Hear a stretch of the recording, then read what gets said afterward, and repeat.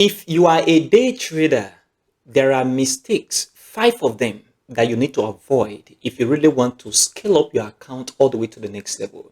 These mistakes are very, very important. I'm going to show you practically on the chart how you should avoid them practically so that you can teach others as well to avoid this similar mistake that a lot of day traders make in the market. So if you like content like this, watch this video all the way to the very end. Consider supporting this channel by leaving a like for this video, subscribe if you have not, and turn on the bell notification for more forex videos like this one. Also check the channel for other forex content.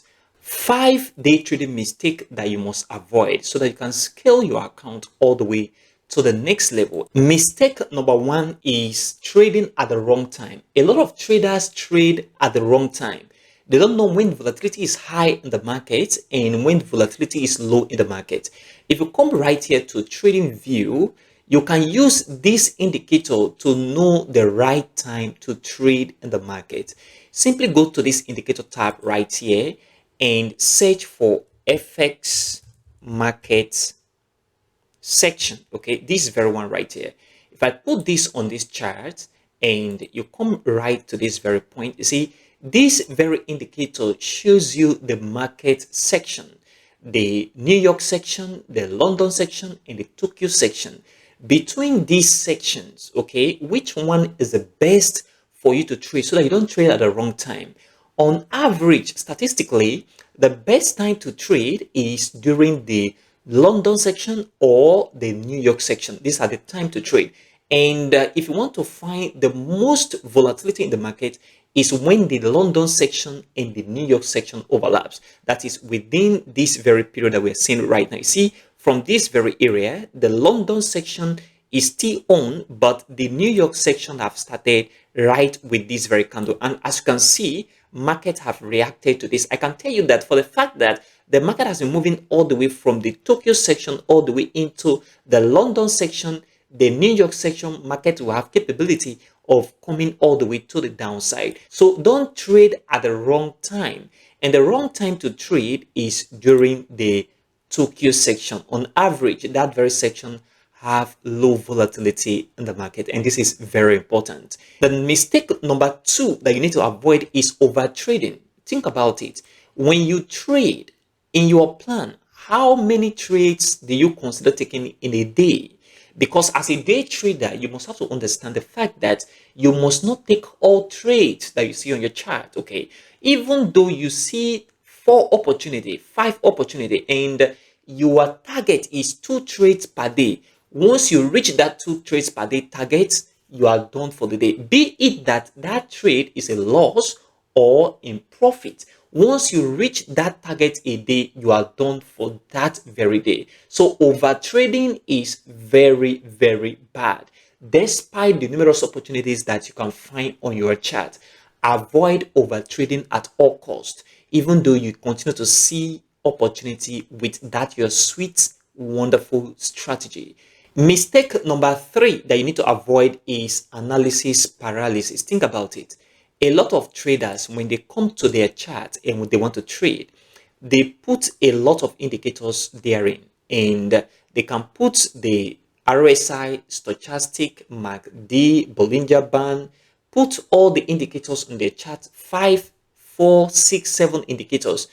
If the RSI is saying you should buy, the MACD can be saying sell. And the stochastic RSI can also be saying buy. And if you look at the Bollinger band, you will see a sell. So that all contribute to your paralysis. You don't really know when to really take your decision. Therefore, avoid putting too much indicators on your chart. It kills. The most important thing you need to do if you want to trade with indicator is use the maximum 2 indicators. This is what I recommend personally, okay? And this is my personal opinion. 2 indicators is best for you so that this other first indicator can correct this other indicator, or this other indicator can match up with this other indicator, which is very important. And you have the indicators that you use. So 2 is okay, max 2. Don't go to 3 indicators, 4 indicators, 5 indicators, and you're trying to see an area where they synergize, which is very, very bad. Another thing is for people that don't use indicator, maybe you trade just pure price action, you still make this mistake of when to enter. You don't really know, and then you do analysis from the 1 week chart, you do on the 1 day chart, 4-hour chart, and you come back to the 15 minutes, and still yet you don't really figure out the right thing to do. Avoid such kind of analysis. Follow your rules strictly. Follow what you're looking for, your condition. Once your condition reach, take your trade and that's all. And this is very, very important. Mistake number 4, don't let your emotion control your trade. This very one is very important. I always talk about the fact that if you let your emotion control your trade, let's say for example, you're in the position right here, you think the market is going to come back all the way to the downside, and you take a sell position. Okay, let's say you take a sell position and you put your trade right here and your stop loss is right at this very point, and normally you're supposed to allow this trade to run and hit your target, and all of a sudden you see that the market is beginning to maybe move against you. Okay, normally or humanly speaking, you should have this concept or mind of, are you sure this trade is not going to come and hit my stop loss and hit me out? That is when your emotion comes into play. Don't allow your emotion to take you out of a position. Before you exit any position prematurely, ensure that you've done enough analysis based on your rule and that trade is going to finally go against you. Else, leave that trade to run. If it hits your LSL, consider that trade a loss and look for another trade. That is very important. Don't allow your emotion to control your trade. Another part of it is, if market is moving in your favor and you may have this emotion of, can this trade still hit my take profit target? And if it does not hit my take profit target and begin to bounce all the way to the entry point and even hit my stop loss, the possibility is there.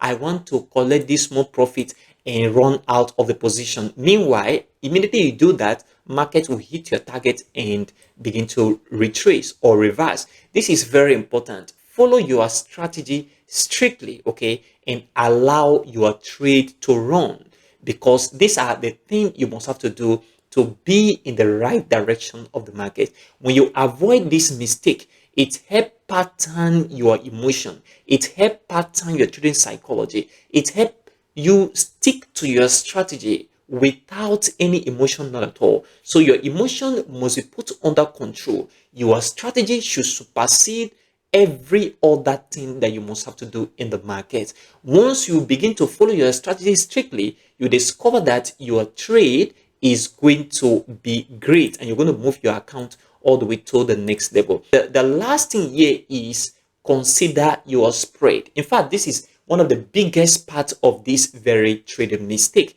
If you look at this very area on the price action, let's say for example, you want to take a trade right here for a sell position like I mentioned earlier, and you come right here and take this short position too, and you put your trade, that is your entry, and your stop loss right at this very point. What people don't understand right here is they consider this very point as their stop loss, but they don't put into consideration their spread, okay? Because you must put into consideration your spread, that is your bid and your ask price. Once you put that into consideration and then top that up on your stop loss, let's say for example, normally your stop loss should be this very point, and when you add up your spread, then it's at this very point. That means technically your stop loss should be at this very point, okay, right here, not at this very area. Why? Because